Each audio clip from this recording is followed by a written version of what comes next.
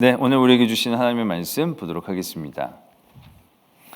신약성경 베드로전서 2장 1절로 17절까지 말씀입니다. 제가 준 신약성경 378면에 있는 베드로전서 2장 1절로 17절까지 말씀, 저와 여러분들이 한 절씩 교독드리도록 하겠습니다. 베드로전서 2장 1절로부터의 말씀입니다. 그러므로 모든 악독과 모든 기만과 외식과 시기와 모든 비방하는 말을 버리고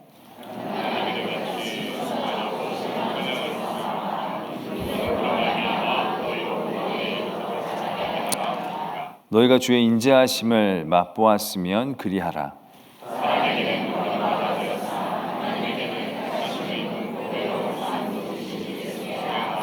너희도 산돌같이 신령한 집으로 세워지고 예수 그리스도로 말미암아 하나님이 기쁘게 받으실 신령한 제사를 드릴 거룩한 제사장이 될지니라.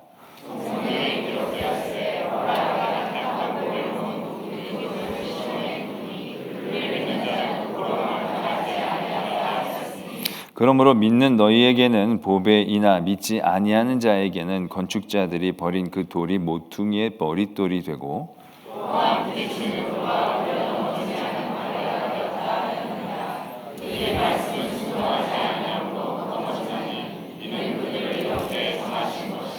그러나 너희는 택하신 족속이요 왕같은 제사장들이요 거룩한 나라요 그의 소유가 된 백성이니 이는 너희를 어두운 데서 불러내어 그의 기이한 빛에 들어가게 하신 이의 아름다운 덕을 선포하게 하려 하심이라.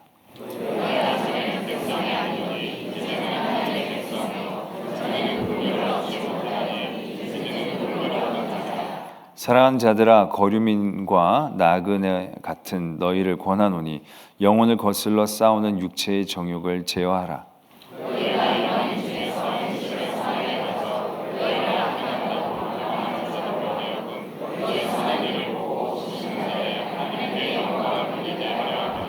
인간의 모든 제도를 주를 위하여 순종하되 혹은 위에 있는 왕이나 혹은 그가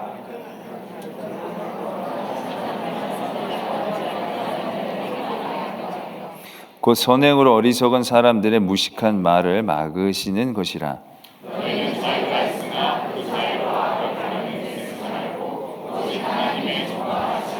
함께요 무사람을 공경하며 형제를 사랑하며 하나님을 두려워하며 왕을 존대하라. 아멘. 하나님의 말씀입니다. 이 시간 베드로전서의 말씀 저희들이 계속해서 나누고 있습니다. 오늘 2장의 말씀 또한 우리 이렇게 도전하는 부분으로부터 시작이 됩니다. 모든 악독과 모든 기만과 외식과 시기와 모든 비방하는 말을 버리고 갓난 아이들과 같이 순전하고 신령한 젖을 사모하라. 이렇게 이제 우리를 또 가르쳐 주고 계십니다. 이 2장 1절과 2절 말씀의 이 말씀은 이후로도 거의 같은 어떤 맥락들을 우리들에게 끊임없이 도전하고 계십니다. 결론적으로 말씀을 드리자면 우리가 이 세상에서 살아나갈 때에 사는 방식이 완전히 달라야 하는 것을 의미하고 있는 것이죠. 세상 사람들이 먹는 걸 우리가 먹으면 안 되는 것입니다. 세상 사람들이 좋아하는 걸 우리가 좋아하는 것은 아니다라는 것입니다. 그러한 부분들에 대해서 우리에게 끊임없이 가르쳐주고 계신다는 것이죠. 여기서 신령한 젖을 먹으라고 합니다. 신령한 젖은 갓난 아이들이 좋아하는 어떤 그런 내용들을 품고 있는 것처럼 적고 계십니다. 갓난 아이들이 먹는 게 어른들이 먹기에는 절대로 좋지 않습니다. 아이들이 그 분유를 타서 이렇게 먹는 거 보면 진짜 맛있게 먹지 않습니까? 근데 그거 한번 뺏어 먹어보신 적이 있으신지 모르겠습니다만은 그렇게 먹을 게 아닙니다. 그냥 분말로 먹으면 맛있는데요. 그 물에 타서 먹으면요, 많이 진하게 타도 그 맛이 없습니다. 근데 애들은 이제 그것만 먹으면 되죠. 모유는 기억이 안 납니다. 맛이 어떤지. 근데 모유도 그럴 것 같습니다. 그게 뭐 맛이 있겠습니까? 근데 애들은 이제 그걸 먹고 자라죠. 그러나 큰 사람들은 그거 안 먹습니다. 아주 자극적인 거 먹죠. 아주 맵고 짜고 이런 거. 그러나 그런 걸 아이들은 이제 좋아하지 않죠. 먹을 수도 없고요. 또 어른들도 마찬가지로 그걸 먹고서는 살 수가 없고 먹고 싶어 하지도 않을 것입니다. 어떻게 보면 세상에 있는 모든 삶의 법칙이나 삶의 자리들, 그곳에서 성도들이 살아야 되는 것은 그것과도 같은 모습을 지니고 있다고 생각해야 합니다. 왜냐하면 우린 전혀 그렇게 생각하지 않죠. 같은 것을 먹고 같은 것을 좋아하고 같은 것을 입고, 그래서 충분히 우리가 세상에서 세상 사람들처럼 사는데 큰 어려움이 없다라고 느끼는 거죠. 그래서 그게 대단히 자연스러운 거죠. 큰 문제가 되어지지 않는 거죠. 근데 정말로 제대로 된 성도라고 한다면 이러한 삶의 모습처럼 나가야 된다라고 얘기해도 과언이 아닌 거죠. 세상에서 세상 사람들 것들을 똑같이 먹을 때 그걸 먹어낼 수가 없는 겁니다. 아니, 먹고 싶지가 않은 겁니다. 너무 그게 별로인 거죠. 사람들이 좋아하고 기뻐하고 즐거워한 곳에 갔는데 그게 그렇게 막 기쁘고 즐겁지 않은 게 정상이어야 한다는 것입니다. 제가 지지난주 주일이었나? 그런 말씀을 드렸죠. 성도들이 세상에서 이렇게 강력한 중독성을 있는 걸 끊는 게요, 좋아하는데도 끊는 건 대단히 어려운 겁니다. 술을 좋아하는데 술을 끊는다는 건 이건 여간 어려운 과정이 아닐 겁니다. 그렇죠.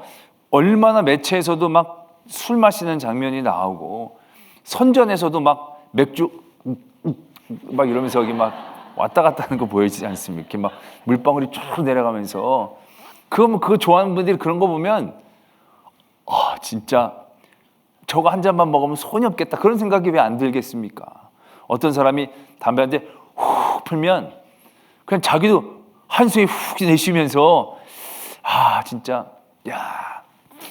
이러면 그건 진짜 얼마나 고행이겠습니까? 얼마나 진짜 괴로운 일이겠습니까?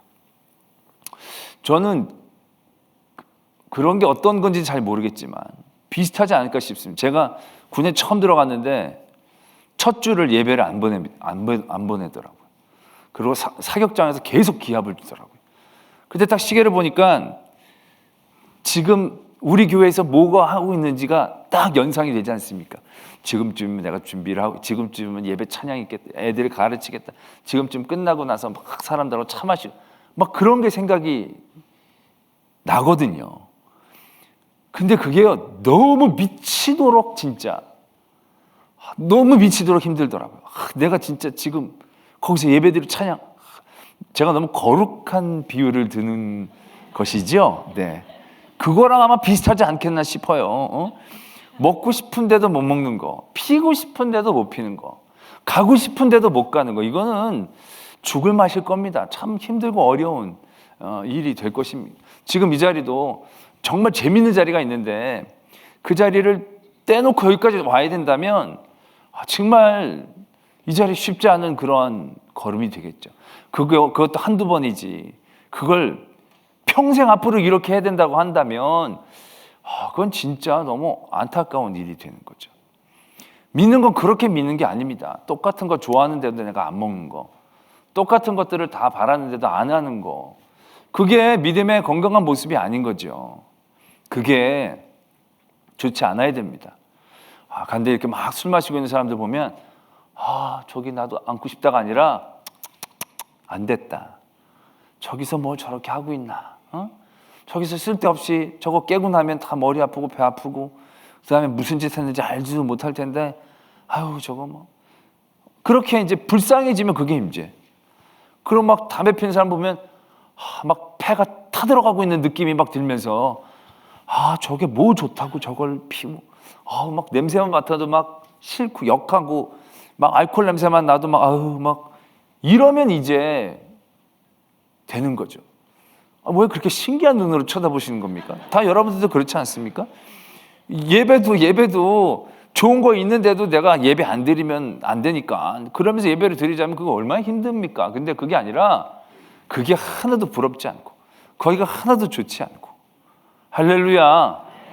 여기가 좋고 여기 오는 게 정말로 기다려지고 그래야 이게 되지. 그렇지 않고서 어떻게 그렇게 사라지겠냐는 거죠. 그게 얼마나 힘들겠냐는 거죠. 그거 처음에 힘들고 어려운 일 있으면 좀 버티다가 좀 버티지 못하는 거예요. 그게 좋아하는 걸 따라가고 쫓아가는 마음이 얼마나 강렬한데요, 사람이. 마치 우리들의 사는 삶의 방식들은 이러한 틀이어야 된다라는 것을 우리가 분명히 알아야 되는 거예요. 사람들은 그러한 말을 막 얘기해요. 아주 독한 말, 뭐 사람들 씹는 거, 뭐 그런 말을 재밌게 뒷담화 같은 거를 재밌게 여기는 거죠. 그래서 그걸 막 하면서 살아가는 거예요, 사람들은. 근데 하나님의 사람들은 그 말 할 때마다 혀에 가시가 돋친 듯 고통스럽고 그런 말을 들을 때마다 막 귀가 솔깃하고 듣는 게 아니라 막 역겹고 불쌍하고 이제 그렇게 돼야 이게 맞는 거거든요. 그렇게 되도록 우리가 가야 된다는 거죠. 그래서 오늘 말씀에 보면 우리들은 갓난아이와 같이 순전하고 신령한 젖을 사모하는 거예요. 그래서 우리가 그 구원에서 자라도록 하는 거예요. 새 속에서 크게 강하게 뭐 멋있게가 아니라 구원에 이르도록 자라는 그런 방법 안에 우리가 있어야 되는 게 그게 맞는 방법이다라는 얘기죠. 그러한 것들을 기뻐하고 즐거워하는. 그래서 너희가 주의 인자하심을 맛보면 그게 진짜 맛있고 그게 진짜 가치 있고 그게 진짜 재밌고 그게 좋은 걸 이제 아는 거죠. 거기 가서 쓸데없이 사람들하고 자극적인 거 먹고 마시면서 그래서 순간적으로 지나갈 그러한 기쁨과 즐거움, 그건 쾌락이라고 얘기를 하죠. 유혹이라고 얘기하죠. 그게 아니라 정말 어떻게 보면 사람들이 보면 되게 재미없어도 보이고 야 거기 가서 어떻게 있냐 하지만 여기서 진리를 깨닫고 영원한 것들을 맛보고 또 하나님의 사랑에 대한 그러한 확신들을 얻게 되어지는 그 기쁨, 그거는 한번 잠자고 일어나면 없어지고 사라지는 게 아니라 정말로 내 안에서 나를 성장케 하고 나를 성숙케 하는 그러한 이제 맛을 알아가는 그게 믿음이고 성도인 것이어야 한다라는 얘기죠. 근데 우리는 지금 우리의 삶이라는 것이 지난주에도 지지난주에도 늘 말씀을 드렸지만 이게 구분이 안 가요. 이 피아가 구분이 안 되는 거예요. 적과 우근이 이게 구별이 안 돼요. 뭐가 나를 죽이는 건지 나를 살리는 건지 그게 너무 이 세상이 우리를 그냥 가만히 두고 있으니까 이것도 좋은 것 같고 저것도 좋은 것 같고 이것 해도 가만히 있고 저거 있어도 가만히 있으니까 다 괜찮은 것 같고 다 먹어도 좋은 것 같고 그래도 아무 문제가 없고 아무 생각이 없고 나는 믿는 거 없고 뭐 어려움이 없고 교회는 나오고 내가 믿으면 그러니까 되게 우리가 그런 부분에 있어서 다 멈춰버린 거죠. 구원에 이르도록 성숙하고 자라가는 그런 과정들이 아니라 그냥 거기서 그렇게 멈춰버린 신앙의 모습 가운데에 우리가 있게 되어지는 거죠. 그래서 그 사탄의 지령이라는 그 대천독 신부님의 그 글에서도 말씀을 드렸듯이 말하자면 우리가 익숙해지는 거죠. 나도 모르게 죄에 세상의 것에. 근데 그게 죄인지 욕심인지 하나님의 뜻인지 구별이 잘 안 가는 거죠. 하나님이 주신 축복인지 유혹인지 하나님이 내게 주셔서 즐겨도 되는 건지 아니면 내가 내 좋아서 즐기는 건지 구별이 안 되게 아주 비슷비슷하게 만들어버린 거죠. 면역화와 타락화를 통해서 그런 부분들이 우리가 정체되어지는 그러한 삶의 자리에 있게 되는 것을 우리가 이제 깨달아야 한다는 것입니다. 완전히 우리가 버려야 될 것과 먹어야 될 것이 분명해져야 하는데 우린 다 먹어버리는 거예요. 다 먹어버립니다. 다 먹어버리면 신령한 것이 효과가 나겠습니까? 맵고 짜고 자극적인 거 먹다가 순한 거 먹으면 순한 게 맛이 나겠습니까? 점점 그런 것들을 멀리하고 같이 먹으려고 애를 쓴다 할지라도 이것은 맛을 내지 못하겠죠. 영향력을 나타내지 못하겠죠.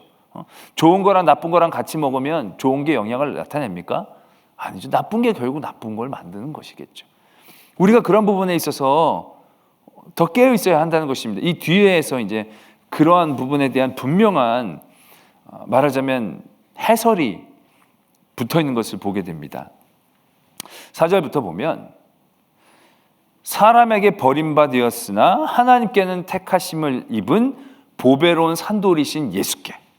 벌써 예수님에 대한 그런 해석도 분명하지 않습니까? 세상과 하나님의 것이 예수님에 대한 평가에서도 아주 선명하지 않습니까? 세상이 예수님을 좋아했고 세상이 예수님을 따랐고 세상이 예수님을 좋아한 게 아닙니다. 세상은 예수님을 철저히 버렸고 죽였습니다. 그러나 그 버린 예수 그리스도를 하나님은 가장 사랑하시고 택하시고 가장 생명 있는 존재로 우리에게 보여주셨다는 것을 우리에게 얘기하고 계시는 거죠. 그러니까 세상은 예수님을 절대 좋아하지 않습니다. 세상이 예수님을 좋게 얘기한다고 그게 좋아하는 게 아니라는 걸 분명히 알아야 합니다. 세상이 예수님을 높인다고 그게 높이는 게 아닙니다. 종려주일에 사람들이 예수님께 종려나무 가지를 흔들렀다고 진짜 예수님을 좋아한 게 아니라는 겁니다. 예수님 앞에 절했다고 진짜 예수님에게 그들이 숙은 게 아니라는 겁니다. 그들의 이해관계가 맞을 때까지만, 그들이 큰 손해를 안 본다라고 생각할 때까지만, 거기까지만 예수님을 인정한 겁니다. 그러나 예수님과 세상은 결국 공존할 수 없는 거죠.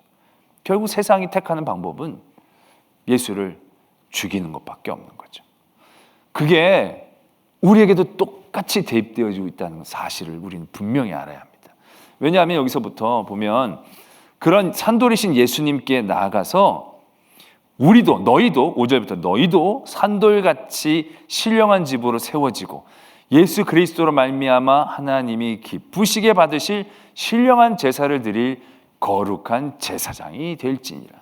여기서 보면 하나님이 기쁘시게 받으실, 이게 되게 중요한 부분입니다. 하나님이 기쁘시게 받으실 거룩한 제사장.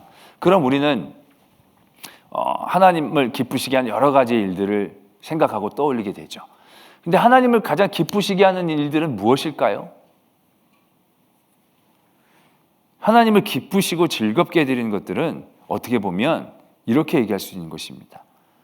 세상이 나를 버리는 일들, 세상이 나를 공격하는 일들, 세상이 나를 죽이는 일들, 그게 하나님이 제일 기뻐하시는 일들이 되고 있다는 것입니다. 왜냐하면 예수님이 하나님이 택하셨는데 세상은 버렸거든요. 어떻게 보면 세상이 왜 버렸습니까? 하나님을 기쁘시게 하려니까 버린 겁니다. 하나님은 뭘 제일 기뻐하신 겁니까? 세상이 예수님을 죽인 걸 제일 기뻐하시는 거죠. 그 안에 함축적으로 결국 예수님이 분명한 하나님의 편에 서셨을 때라는 것이 있는 거죠. 하나님 앞에 분명한 편을 들고 하나님 편에 섰을 때 세상은 그걸 절대 좋아하지 않는 거죠.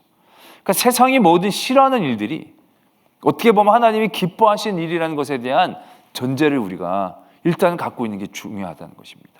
왜냐하면 우리는 지금 너무 하나님도 좋게 하고 세상도 좋게 하는 일에 익숙해 있거든요. 그런 일들을 다 찾아다니는 거거든요. 근데 우리가 찾아서 세상도 좋고 하나님도 좋다라고 하는 모든 일들은요, 거의 99.99%는 하나님이 기뻐하시는 일들이 아닐 때가 많이 있다는 거죠. 근데 우리는 그걸 인정하지 않습니다. 이게 하나님도 기뻐하실 일이라고 생각하는 거죠. 우리 스스로가. 그렇지 않은 겁니다. 예수님을 바라보면 오늘 베드로전서에서는 우리에게 그러한 부분들을 얘기합니다. 이 뒤에서도 우리가 하나님의 좋은 얘기들을 많이 합니다. 뒤에서도 보면 너희는 택하신 족속이요 왕같은 제사장이요 거룩한 나라요. 소위가 너무너무 아름답고 좋은 말씀이지 않습니까? 그런데 이렇게 아름답고 좋은 명칭이라는 것이 결국 우리의 삶의 자리에서 어떤 때 우리에게 불려지는가를 우리는 분명히 염두에 둬야 한다는 거죠. 왜냐하면 예수님이 그러셨거든요. 예수님이 성경에 기록되었을 때 보라 내가 택한 보배로운 모퉁이 돌을 시온에 두노니 그를 믿는 자는 부끄러움을 당하지 아니하리라 하였으니 그러므로 믿는 너에게는 보배이나 믿지 않는 사람들에게는 부딪히는 돌과 걸려 넘어지게 하는 바위가 되었다라는 거죠. 왜요? 하나님의 말씀에 순종하지 않을 때에는요, 그 예수님이란 돌에 늘 부딪힐 수밖에 없는 거거든요. 예수님이란 그 돌이 우리 안에 모퉁이 돌이 되고 우리 안에 산돌이 되어져서 그 예수님이라는 그 돌 위에서 그 돌과 함께 우리가 큰 은혜를 누리고 기쁨을 누리고 힘을 누리려면 그 말씀에 순종한 것밖에 안 되거든요. 왜냐하면 그 돌에 맞춰 서야 되니까, 그 돌에 맞춰서 우리가 올라가야 되니까. 그런데 거기서 조금만이라도 우리가 맞추지 않으면 거기 부딪히는 돌이 되는 거죠. 거기 걸려 넘어지는 돌이 되는 거예요. 하나님의 말씀대로 사는 것이 그 돌과 함께 있는 유일한 방법이거든요. 근데 세상이 하나님의 말씀대로 삽니까? 하나님의 뜻 가운데 세상이 하나라도 있습니까? 아니죠. 그러니까 그 모퉁이 돌은 늘 그들에게 부딪히는 돌이 될 수밖에 없는 구조이다라는 거예요. 세상도 좋게 하고 하나님도 좋게 하는 그런 구조가 없다라고 봐도 과언이 아닌 거예요. 전적으로 하나님의 말씀에 순종하고 하나님의 말씀을 들을 때에만 그 예수 그리스도가 우리의 모퉁이 돌이 되어지는 것이고 우리의 보배가 되어지는 거예요. 그렇지 않은 경우는 그 돌이 거치는 돌이 되는 것이고 필요 없는 돌이 되는 것이고 불편한 돌이 되어지는 거죠. 지금 베드로전서의 말씀을 듣는 모든 성도들의 삶의 자리, 결국 그러한 자리들에 이러한 삶들이 있는 겁니다. 그들이 사는 삶 속에서 그들이 예수 그리스도를 믿는다는 것 때문에 사람들에게 비껴나가는 거예요. 사람들에게 핍박을 받는 거예요. 사람들에게 멸시를 당하는 거예요. 예수 그리스도를 믿는다는 것 자체가 그들에게 모든 것들을 손해보는 것 같은 그런 느낌이 들 수밖에 없는 상황이 되어진다는 거죠. 그래서 9절에 보면 너희는 택하신 족속이고 왕같은 제사장이고 거룩한 나라요 그의 소유가 된 백성이니, 이걸 또 다른 말씀으로 바꾸면 너희는 세상에서 제일 버려진 사람들이고 너희들은 세상에서 종처럼 업신여기는 사람들이고 너희들은 세상에서 제일 더럽다 칭함을 받은 사람으로 세워질 수도 있는 그러한 세상에서 너희들을 품지 않는 그러한 존재들이다 라고 얘기할 수 있는 거예요. 그러한 존재들이 하나님의 편에서는 이렇게 얘기되어지는 거예요. 너희들은 택하신 족속이고 왕같은 제사장이고 거룩한 나라고 그리고 하나님의 소유된 백성이다. 우리가 하나님 편에서 들으면 너무 좋잖아요. 그런데 이런 얘기는 결국 우리들의 삶의 자리에서 세상적인 액면가로 해석하면 아까처럼 들려지는 거예요. 세상에서 버림받은 사람처럼 업신여김을 받는 사람들이, 예수님 내가 왜 이렇게 예수님 잘 믿는데 왜 이러한 일들을 당하고 이러한 처지에 놓여 있게 되는 겁니까? 너희가 택하신 백성이기 때문에 그렇다. 너희는 내가 택하여 내가 너를 거룩하게 했기 때문에. 그게 지금 세상적인 기준과 세상적인 판단에서는 너희들이 어리석고 미련하고 답답해 보이고 그리고 상당히 가치 없는 그런 사람들처럼 보이는 게 당연하지만 뒤집어서 보면 너희들은 왕 같은 족속이라는 거죠. 거룩한 제사장이라는 겁니다. 그게 너희들에게 분명히 인식되어져야 된다는 거죠. 이건 우리들의 얘기뿐만이 아니죠. 예수님의 얘기 또한 마찬가지죠. 예수님도 손가락질 당하고 무시당하고 핍박당하고 그리고 나중에는 십자가에 못 박힘까지 당하게 되고 가장 처절하고 가장 비참하고 가장 나약하고 가장 불행하고 가장 비극적이고 예수 그리스도의 십자가상에서의 모습은 이 세상의 그 어떠한 가장 낮고 추악한 것들을 묘사하는 그 모든 단어들이 어울리는 자리인 거예요. 버림받은 거예요. 그 따랐던 사람들이 아무도 그 주변에서 그를 위해서 나서지를 않아요. 가장 수치를 당하는 거예요. 그 사람의 인생은 울을 수밖에 없는 그런 인생인 거예요. 세상적인 눈으로 봤었을 때 모든 사람들이 미워하고 모든 사람들이 죽이라고 소리쳤고 좋아하고 환영했던 때가 엊그제 같은데 다 변심하고 다 배반해서 모든 사람들에게 그것도 자기 동족에게 버림을 받은 거예요. 로마 사람은 안 죽이려고 그랬는데 자기 동족이 더 죽이려고 했던 거예요. 그게 세상에서 보는 예수님, 버림받은 돌 대신 예수님이에요. 근데 그 예수님에 대한 얘기를 하나님의 편으로 돌리면 어떻습니까? 하나님의 아들이고 승리자이고 가장 하나님을 사랑한 사람이고 가장 하나님을 끝까지 붙잡은 하나님의 아들이시고, 그렇게 되지 않습니까? 우리 성도들도 마찬가지 이어야 한다는 거죠. 성도들의 삶도 하나님께서 택하신 족속이고 왕같은 제사장, 거룩한 나의 소유된 백성이고 너희를 그 어두운 데서 불러내어 그 비기이한 빛에 들어가게 하시는 그 수없이 아름답고 대단하고 영광스러운 이름이 우리에게 붙여진다라는 것은 세상적으로 뒤집으면 결국 그러한 삶의 자리에 있다라고 얘기할 수밖에 없는 그러한 말씀이다라는 것을 우리가 알게 되어진다는 거죠. 그래서 10절에 보면 너희가 전에는 백성이 아니더니 이제는 하나님의 백성이고 전에는 긍휼을 얻지 못하더니 이제는 긍휼을 얻게 되었다. 전에는 하나님의 백성이 아니었어요. 하나님의 백성이 아니면 누구 백성인 거예요? 어둠의 자식이겠죠? 세상의 백성인 거예요. 근데 세상에게서부터 버림을 받은 거예요. 그 어두움의 빛에서부터 쫓겨난 거예요. 그랬더니 이제 너희들은 내 백성이고 내 자녀가 되는 거고 이제 네 보호함과 긍휼하심 가운데 있게 되어졌다는 것을 우리가 깨닫게 되는 것이죠. 우리가 세상에서 당하는 모든 고난과 어려움들, 그것은 우리들의 죄로 인한 어려움과 고난들도 분명히 있습니다. 그런데 우리 어려움들 가운데에서, 곤란함 가운데에서 믿음 때문에 얻어지는 것들이 분명히 있습니다. 그리고 그게 분명히 있어야 합니다. 근데 그 고난 가운데에서 우리는 되게 억울해하죠. 하나님 잘 믿는데도 왜 우리가 이런, 내가 하나님 정말 열심히 하는데도 왜 이런 상황과 환경들. 결국 그러한 그 환경과 상황들에 대한 분명한 인식과 해석이 있어야 된다는 것이죠. 우리는 그것을 하나님을 붙잡고는 세상의 평가 기준으로 그걸 평가하고 환산을 하려니까 그게 환산이 안 되는 거죠. 우리가 하나님의 편에서 했으면 그걸 하나님의 편으로 바라봐야죠. 하나님 때문에 했으면 그걸 하나님의 것으로 우리가 바라봐야 되는 거죠. 우리가 하나님의 것으로 바라본다는 것은 어떠한 의미가 있습니까? 아무리 생각해도 내가 하나님의 것을 환산을 해도 이렇게 열심히 믿고 하면 하나님이 나를 통해서 영광 나타나고 하셔야 되는데 이게 영광이 안 되고 이게 환산이 안 됩니다. 우리가 하나님의 것으로 환산한다는 것에 대한 굉장히 중요하고 올바른 의미 중에 하나는 9절에 이렇게 적혀 있지 않습니까? 너희는 택하신 족속이고 왕같은 제사장이고 거룩한 나라고 그의 소유된 백성이고 어두운 빛에서 불러내 그의 기이한 빛에 들어가게 하신 이에, 함께 읽을까요? 시작. 아름다운 덕을 선포하게 하려 하십니다. 아름다운 덕을 선포하게 하려 하십니다.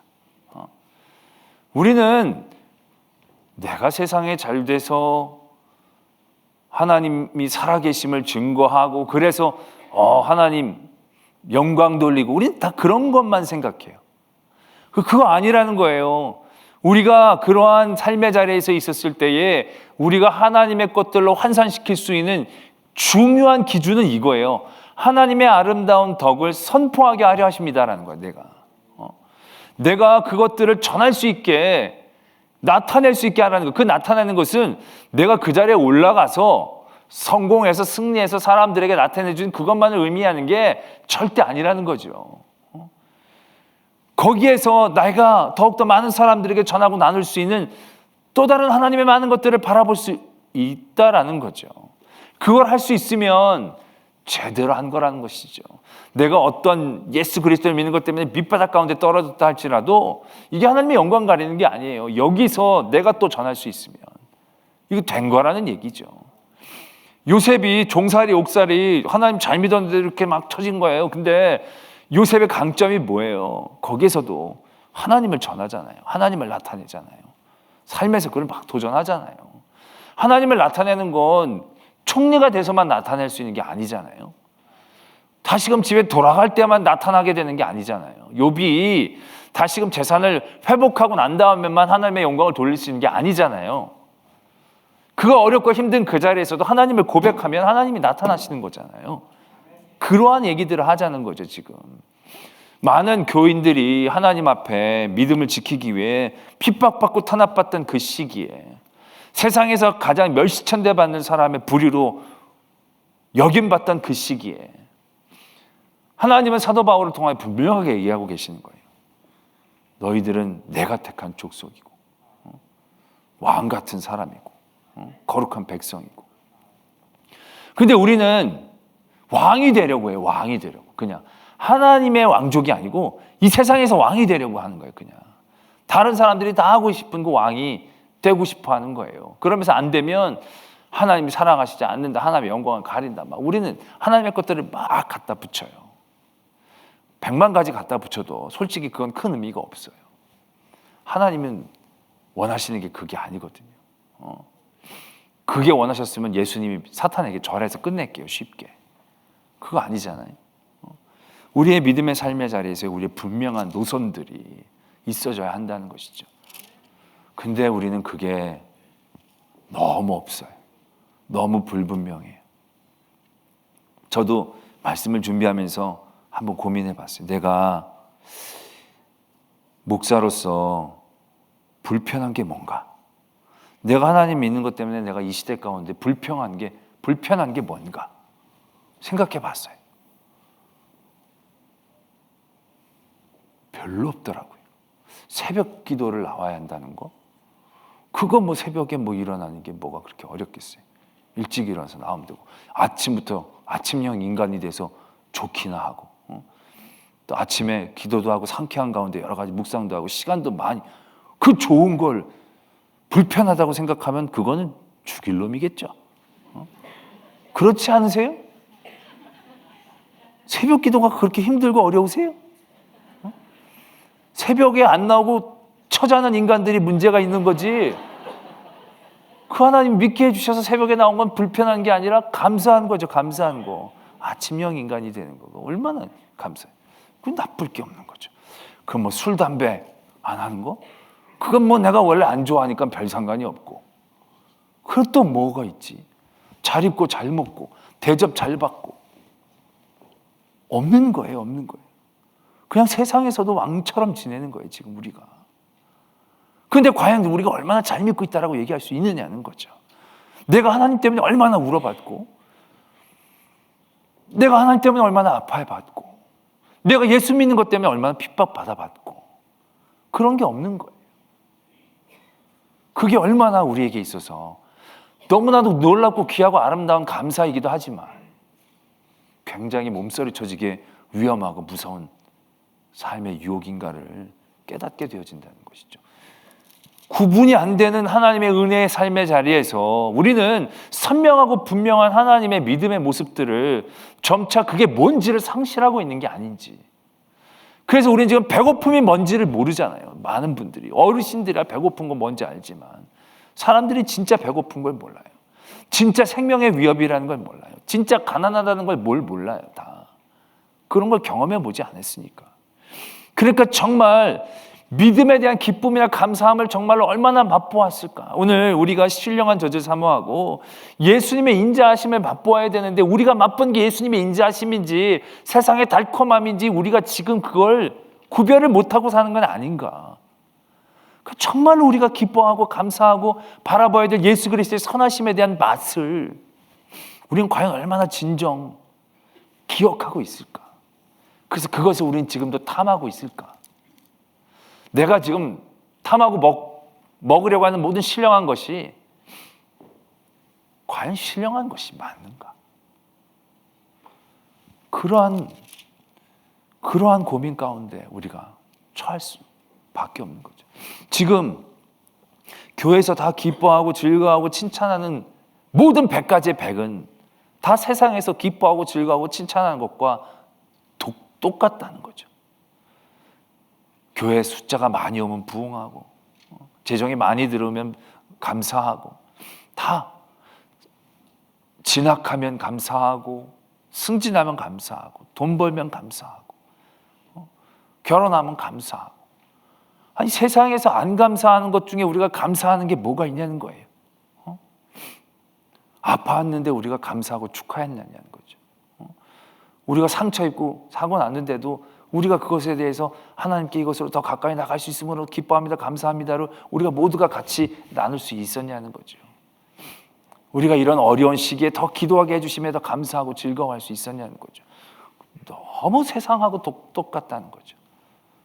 이 세상에 동호회와 뭐가 다르겠어요? 예수 동호회. 그냥 예수 좋아하는 사람 모인 거지 예수님을 믿는 사람이 모인 건지 아닌지 너무 구분하기 쉽지 않은 삶을 산다는 게 이게 은혜지만 이게 우리에게 얼마나 또 큰 도전인가를 깨닫게 되어진다는 것이죠. 오늘 이 베드로 전서의 말씀을 듣는 이들, 너희들은 택하신 족속이고 왕 같은 제사장이고 거룩한 나라고 소유된 백성이고, 이 명칭이 갖고 있는 삶의 고통과 무게감, 세상으로 환산했을 때 우린 그걸 느낄 수 있어야 한다는 것입니다. 하나님의 택하신 족속이 된다는 게 교회 나와서 예배만 드린다고 되는 게 아니라는 거예요. 이들은 세상에서 피 흘렸고 세상에서 쫓겨났고 세상에서 빼앗긴 거예요. 세상에 속한 게 없는 거예요. 그래서 하나님의 속하신 사람이 된 거예요. 세상 사람들이 돌 던지고 핍박하고 다 땅바닥으로 내쳐졌기 때문에 그들은 왕 같은 제사장이 되는 거예요. 그러한 고백 가운데 있었다는 거죠. 우리가 지금 너는 택한 족속이요 왕 같은 제사장입니다, 막 이렇게 웃으면서 우리가 막 그냥 편하게 좋게 불러주는 그런 것과는 얘기가 다른 거예요. 우리가 사도신경도 나는 전능하신 하나님 아버지 천지의 창조주를 믿습니다, 우리는 그냥 외우고 암송하죠. 근데 이게 그냥 암송하는 게 아닌 거예요. 옛날엔 이거 암송하면 죽었어요. 생명 걸고 이걸 암송하는 거예요. 초대교회 사도신경을 암송할 때는요, 순교자들을 먼저 쫙 얘기합니다. 그리고 나서 우리의 신앙을 고백합니다. 그리고 이걸 고백한 거예요. 이건 목숨을 거는 고백인 거예요. 그냥 암송이 아니고 내가 하나님을 믿는다라고 고백하는 고백은요, 그때는 모든 걸 걸고 고백하는 거예요. 근데 우리는 이거 고백할 때 뭘 걸어요? 아무것도 안 걸어도 되니까 이게 우리에게 별로 걸리지를 않는 거죠. 그러나 우리는 이걸 고백할 때 이렇게 걸어야 돼요. 나는 믿어요, 하나님을. 나는 예수를 믿어요. 나는 성령을 믿어요. 그래서 다 버릴 수 있어요. 다 버릴 만큼 믿어요. 이걸 믿는다는 건 다른 것들을 의지 않겠다는 의미인 거예요. 그렇게 우리의 전심을 놓고 우리가 과연 고백하느냐는 거죠. 우리의 믿음이 하나님 주신 이 은혜의 시대에 우리 스스로 부딪혀야 돼요. 그 돌이 내 위에 떨어지기 전에 내가 돌에 늘 부딪혀야 돼요. 그래서 그 돌에 내가 부딪히면서 아프고 힘들면 내가 아직 덜 순종하는 거예요. 그 말씀에 내가 또 깊이 나가지 못한 걸 깨달아야 돼요. 그래서 계속 그 말씀으로 부딪히고 아프게 해야 돼요. 그래서 그 말씀이 안 아플 때까지, 그 말씀이 내게 기쁘고 즐거울 때까지, 그 말씀이 나의 삶의 길이 될 때까지 나를 계속 부딪힐 수 있어야 된다는 거예요. 그래야 예수 그리스도, 그분이 우리의 모퉁이 돌이 되어지신다는 거죠. 우리의 삶에 이러한 고민과 도전들이 있어야 합니다. 그러나 이렇게까지 말씀을 드리면 다들 세상과 믿음의 사람들이 이분법적으로 살아야 되는 것처럼 오해를 할 때가 있죠. 이분법적으로 사는 게 아닙니다. 무조건 세상이 좋아하는 걸 하면 하나님 옆에 벌이 되고 세상이 싫어하는 걸 해야 하나님, 이런 이분법적인 게 아니에요. 기준이 다른 거죠. 이분법이 되는 게 아니에요. 그 뒤에도 이제 성도들의 삶에 대한 말씀들이 쭉 이제 되어지는데요. 사랑하는 자들아, 거류민과 나그네 같은 너희를 권하노니 영혼을 거슬러 싸우는 육체의 정욕을 제어하라. 너희가 이방인 중에서 행실을 선하게 가져 너희를 악행한다고 비방하는 자들로 하여금 너희 선한 일을 보고 오시는 날에 하나님께 영광을 돌리게 하려 함이라. 인간의 모든 제도를 주를 위하여 순종하되, 그러면서 쭉 얘기가 되어지죠. 인간의 모든 제도를 주를 위해 순종하되, 그래서 그 모든 일들을 통하여 하나님께 영광을 돌리게 하고 주를 위해 지키게 하고 우리에게 주신 자유조차도 오직 하나님의 종과 같이 쓰는 것. 이분법이 아닙니다. 기준이 다른 거죠. 우리의 기준은 늘 하나님이 되셔야 한다는 거죠. 하나님의 선한 덕을 전하기 위해서, 하나님의 기쁨이 되기 위해서, 또 하나님의 종이 되기 위해서. 그래서 이 세상의 모든 제도들, 이 세상의 것을 모두 던지고 버려야 될 그런 것들 하면 다 이런 어떤 이분법적인 것이 아니라, 그러면 그 안에서는요 분명히 또 다른 악이 존재하거든요. 그게 아니라 급이 다른 거예요. 완전히 나눠지는 게 아니라 급이 다른 거예요. 류가 다른 거예요.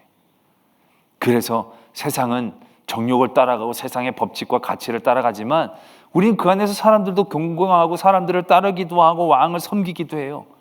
그러나 그것이 세상 사람들처럼 두려움과 유익이나 그들의 평안과 안녕이 아니라 하나님, 그 하나님의 기준을 놓고 우리가 해야 하는 그러한 분명한 자세들을 가져야 한다는 거죠. 그것이 우리 성도들이 세상을 사는 법이 되어져야 한다라는 것입니다. 그래서 세상을 경계하고 세상을 무서워하고 세상을 싫어하면 안 되고요. 하나님을 좋아해야 됩니다. 하나님만을 기뻐해야 됩니다. 결국 그것이 하나님이 우리에게 애타게 말씀하시는 거지 않습니까? 하나님을 사랑하는 것. 그것이 모든 삶의 법칙인 거죠. 모든 삶의 지혜인 것이고 능력인 것입니다. 그러한 삶의 기준들을 다시금 회복하되 우리의 삶의 자리에서 하나님을 사랑한다고 하면서 우리가 세상을 사랑하면서도 하나님을 사랑한다고 끊임없이 착각하고 우리가 우리 스스로 말하자면 욕심에 가려서 구분해내지 못하는 그런 부분들에 대해서 우리는 분명히 이런 삶의 법칙을 통해서 부대껴야 되는 거죠. 내가 세상에서 기뻐하고 즐거워하는 것에 대해서 다시 한번 직시해야 된다는 것이죠. 이게 진짜 하나님이 기뻐하시는 일이 맞는지, 이게 하나님의 영광을 돌리는 일이 맞는지, 다른 곳에서는 없는지, 다른 곳에서도 있다면 꼭 이것만은 아닐 수 있는 그러한 삶의 깨달음을 통해서 하나님의 거룩한 그러한 족속, 제사장, 왕의 자리를 누리고 지킬 수 있는 성도들 되어지시기를 소망합니다.